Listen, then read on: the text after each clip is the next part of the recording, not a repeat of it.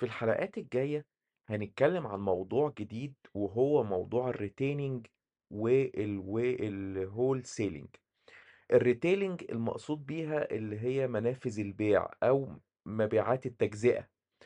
الهول سيلينج المقصود بيها المخازن الكبيرة او تجارة الجملة.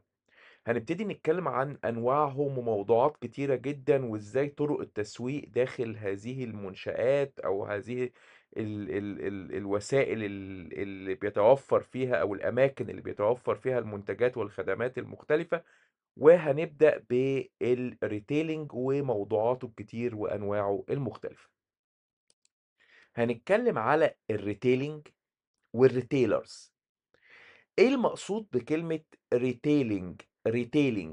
ريتيلينج المقصود بيها هي كل نشاطات بيع المنتجات والخدمات مباشرة للمستهلك النهائي. المستهلك النهائي ده هيشتري المنتجات والخدمات دي مش علشان يستخدمها في الصناعة ولا عشان يرجع يتاجر فيها بعد كده. امال علشان ايه؟ علشان يستخدمها فور بيرسونال يوز، لاستخدام شخصي. ده المقصود بالريتيلينج. اي حد بيمارس النشاط ده فيبقى اسمه ريتيلر. ماشي. يبقى ايه هو الريتيلينج؟ الريتيلينج هو التجارة او تجارة التجزئة او تقديم الخدمات والمنتجات للمستهلك النهائي نظير استخدامه لها شخصيا. وبالتالي المعنى ده معنى شامل وواسع جدا، بيشمل كل بقى الناس اللي بتقدم لك منتجات او خدمات.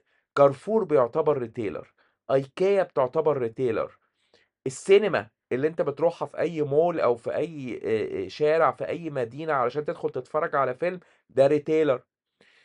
الدكتور السنان بتاعك اللي انت بتروح له تدفع فلوس ويقدم لك خدمة ان هو بيعالج اسنانك، ده ريتيلر.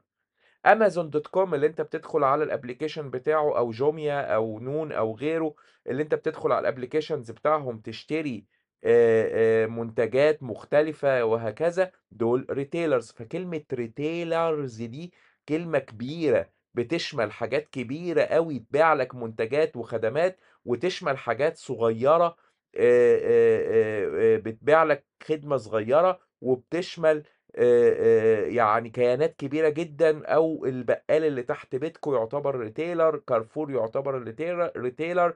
فهو كل واحد بيقدم لك منتج او خدمة انت بتستخدمها بشكل شخصي هو ريتيلر.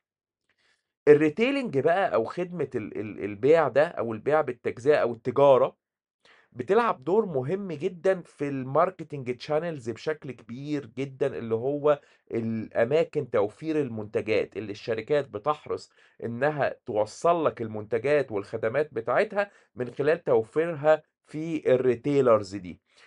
الريتيلرز او خدمة التجارة دي او خدمة البيع او التبادل التجاري ده بيمثل حوالي 5.5 تريليون دولار سنويا من حجم التبادل التجاري او حجم التجارة حول العالم. وبالتالي الريتيلرز دول بيعملوا حاجة مهمة جدا لا غنى عنها، بيربطوا المنتجات والعلامات التجارية بالكونسيومرز أو المستهلكين. أو تقدر تقول إنها المكان اللي بيلتقي فيه المستهلك بالمنتج بتاعه أو بالعلامة التجارية اللي هو محتاجها، من خلال ان دي بتعتبر نقطة بيع، هي النقطة اللي بيحصل عندها قرار الشراء.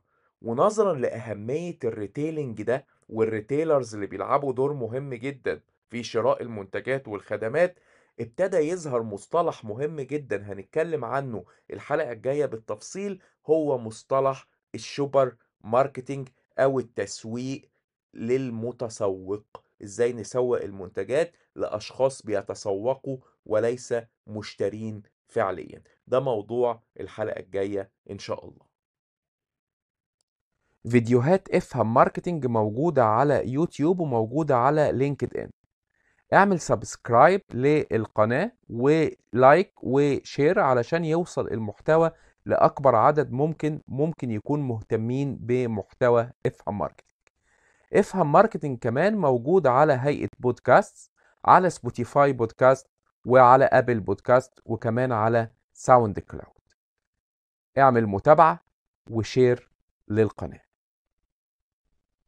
ولو عايز تراسلني ممكن تراسلني على الإيميل افهم.marketing@gmail.com.